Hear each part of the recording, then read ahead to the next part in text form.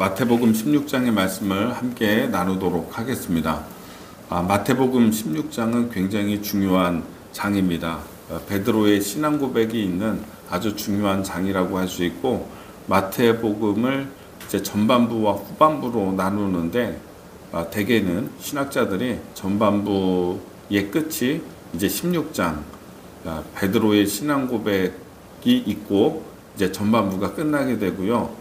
그리고 이제 17장부터 28장까지는 이제 후반부로 예수님의 십자가에서 죽으심과 부활하심, 그리고 승천하심, 이렇게 정리를 할 수 있습니다. 그러니까 예수님이 누구인가라고 하는, 도대체 예수님은 누구일까라고 하는 이 질문에 대한 답을 시몬 베드로가 드디어 당신은 그리스도시고 살아계신 하나님의 아들이십니다 라고 고백을 함을 통해서 이제 16장에서 마무리가 되게 되는 것이죠. 너무 중요한 신앙 고백을 지금 하고 있는데, 예수님께서 가이사랴 빌립보 지역에서 이렇게 지나가시면서 사람들이 하는 이야기를 이제 듣는 거죠. 예수님이 정보를 접수하는데 사람들이 인자를 누구라고 하느냐, 나를 누구라고 하느냐. 그랬더니 오늘 말씀에 보면은 14절에 세례 요한이라고 하고, 어떤 이는 세례 요한이라고 하고, 어떤 이는 엘리야라고 하고, 예레미야나 선지자 중에 하나다, 이런 이야기를 합니다. 제자들이 서로 이제 접수한 그 보고를 예수님께 하는 것이죠. 그리고 15절에 그러면 너희는 나를 누구라고 하겠느냐라고 예수님이 질문하십니다. 그때 시몬 베드로가 다른 사람들이 얘기하기 전에 정답을 얘기해 버립니다. 베드로가 대답하여 이르되 16절에 주는 그리스도시요 살아계신 하나님의 아들이시니이다. 베드로는 자기가 이제 고백하고 자기가 깨달은, 내가 지금까지 주님과 다니면서 주님이 누구이신지 내가 얘기해야지, 먼저 얘기해야지, 제일 먼저 하면 손 들고서 바로 얘기를 한 것 같아요. 주는 그리스도시고 살아계신 하나님의 아들입니다. 17절에 예수께서 대답하여 이르시되 바요나 시몬아 내가 복이 있도다. 이를 내게 알게 하니 이는 혈육이 아니요 하늘에 계신 내 아버지 신이라. 어쩌면 베드로는 내가 이렇게 고백을 할 때 주님이 기분이 좋으셔서 나를 칭찬해 주시겠지, 이렇게 생각하고, 다른 사람이 손들기 전에, 다른 사람들이 고백하기 전에 자기가 깨달은 거를 이렇게 이야기를 했을지 모르겠어요. 그럴 가능성이 커요. 그런데 예수님이 하시는 말씀은 시몬아 내가 복이 있다. 내가 복이 있다. 내가 이렇게 고백한 것은 너희의 혈육으로 한 것이 아니라, 내가 깨달은 것은 너희의 육체로, 너가 한 게 아니라 저 하늘에 계신 하나님께서 너로 알게 하시고 고백하게 한 것이다 라고 주님이 말씀을 하십니다. 자기도 모르게 고백을 한 거예요. 네가 깨달은 게 너가 한 게 아니야. 그게 그리스도시요 살아계신 하나님의 아들이라고 고백하는 그 말이, 그것을 내가 깨달았다면은 그것을 알게 한 것은 너희의 육체, 혈육이 아니다.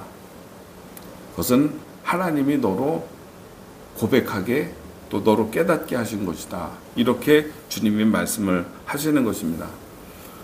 저는 이렇게 지나놓고 보면은 내가 어떻게 그런 말을 했지? 이런 생각을, 내가 어떻게 그런 고백을 할 수 있지? 라고 하는 그런 생각을 할 때가 있어요. 내가 그때 좀 이상했나? 정신이 좀 나갔었나? 내가 어떻게 그렇게 고백할 수 있지? 그리고 설교를 할 때 특히 나에게 없는 게 나갈 때가 많아요. 이거는 분명히 내 혈육으로, 내 육체로, 내 육신의 정신으로 알 수 있는 게 아닌데, 그걸 내가 늘 생각했던 것도 아닌데 그냥 설교할 때 이렇게 나가는 경우가 있거든요. 이거는 내가 말한 게 아니라 하늘에 계신 하나님이, 성령께서 나로 말하게 하신 것이구나, 선포하게 하신 것이구나 라고 깨닫는 때가 참 많습니다. 그리고 어떤 순간에 내가 지내왔던 이런 시간에 돌이켜 보면은 내가 어떻게 그런 신앙의 고백을 할 수 있었지? 지금 와서 생각해도 야, 그 참 대단하다. 어떻게 그렇게 고백할 수 있지? 내가 어떻게 그런 믿음의 상태가 돼서 하나님에 대해서, 예수님에 대해서 그렇게 말할 수 있었을까라고 생각을 해보면은 그때 그 고백은 그건 내 육체가 한 것이 아니라 하나님께서 나로 깨닫게 하셔서 나로 하게 하신 것이구나, 성령께서 말하게 하신 것이구나 라고 깨닫는 순간이 있습니다. 여러분도 그럴 겁니다. 내가 어떻게 그런 말씀을 전에는 나는 반응이 전혀 없었는데 설교를 들을 때나 말씀을 들을 때나 또 신앙생활을 하면서 그런 생각을 잘 해보질 못했는데 어떤 순간에 갑자기 믿음이 와서 내가 어떻게 예수를 믿게 됐을까? 내가 어떻게 이런 믿음을 그때 가질 수 있었지? 어떻게 그렇게 담대할 수 있었지? 라고 이렇게 생각이 되는 순간이 있지 않습니까? 그때 참 나는 용기가 있었는데, 나는 그때 세상이 두렵지 않았었는데, 그죠? 그런 때가 있어요. 그러니까 어떤 순간에 하나님께서 사람을 붙드시고 성령이 오셔서 육체로 깨달을 수 없는 것을 말하게 하시고 깨닫게 하시고 느끼게 하시고 고백하게 하시는 때가 있다라고 하는 것입니다. 사실은 우리가 예수를 믿는 과정에서 보면은 그래요. 진짜 저 사람은 정말 예수 믿기 힘든 사람인 것 같아 하는데 믿거든요. 하나님이 하시는 거예요. 하나님이 오셔서 그 사람도 모르게 그냥 막 건너뛰어서요. 이 믿음의 과정에서 여러 과정을 건너뛰어서 너무 육체적이고 너무 생각하는 게 세상적이고 그런데도 불구하고 하나님의 은혜로 말미암아 이 사람이 확 믿는데 정말 믿는 거예요. 정말 그 하나님을, 살아계신 예수님을 정말 정확하게 믿고 고백하거든요. 하나님이 하시는 일이죠. 베드로가 지금 얘기하고 있는 게 아니에요. 베드로 안에서 성령이 하나님께서 깨닫게 하시고 주는 그리스도시요 살아계신 하나님의 아들이십니다. 이렇게 고백하게 했다는 것입니다. 18절의 말씀에 또 내가 내게 이르노니 너는 베드로라.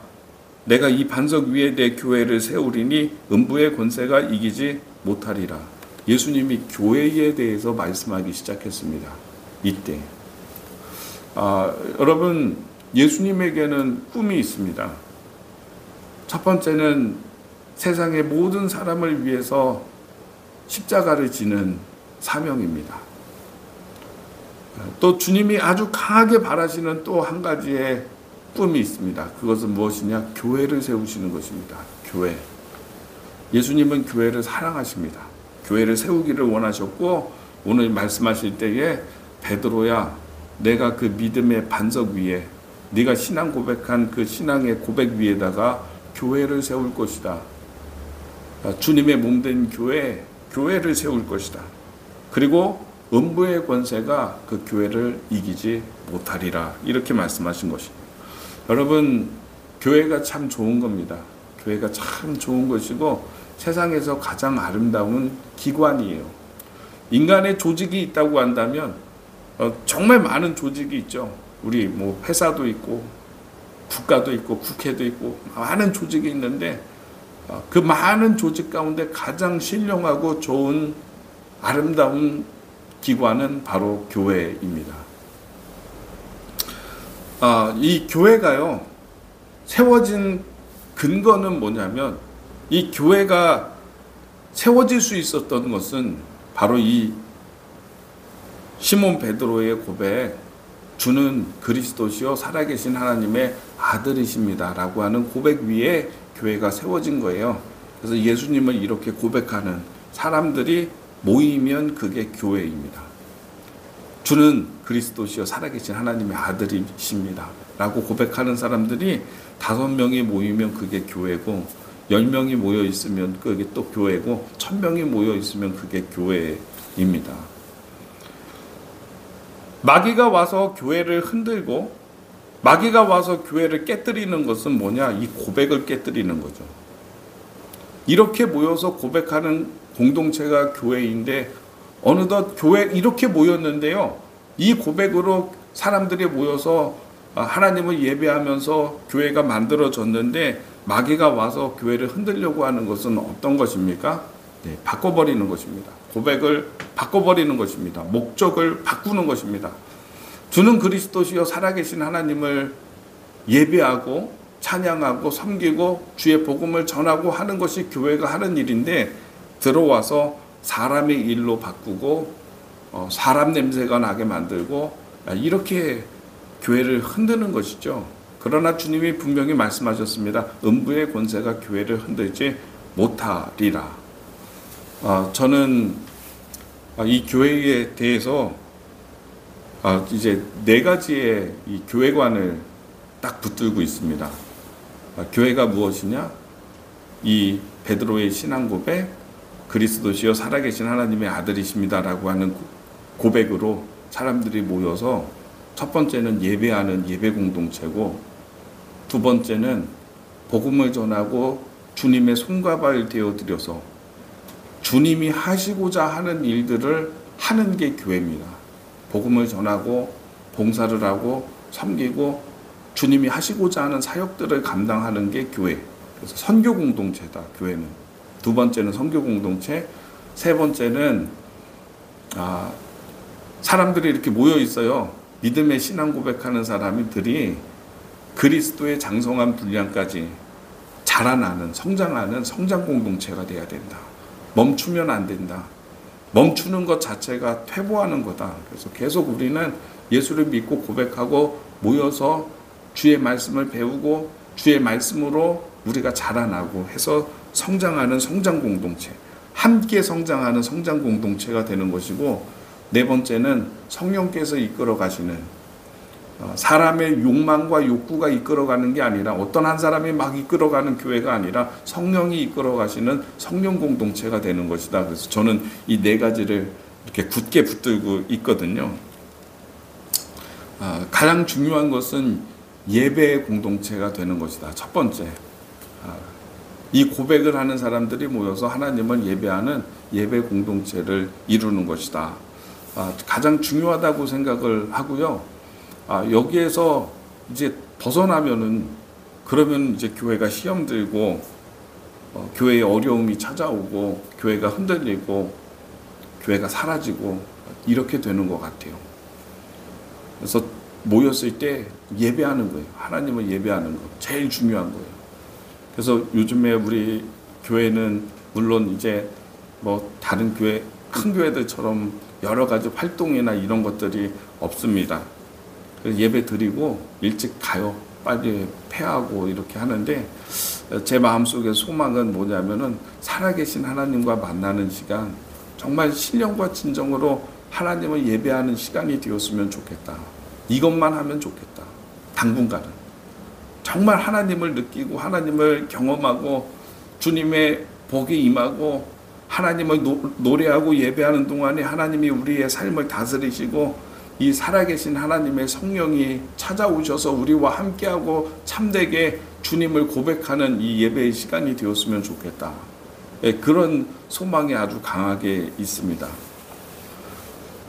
우리 어떤 교회이든지 모든 교회들이 정말 이 베드로의 신앙 고백 위에 세워져서 이렇게 고백하는 사람들이 모여서 선교하고 예배드리고 그리고 하나님을 높이면서 성령께서 이끌어 가시는 주님을 향해서 자라나는 그런 모든 교회가 되면 좋겠다. 이런 생각을 해보게 됩니다.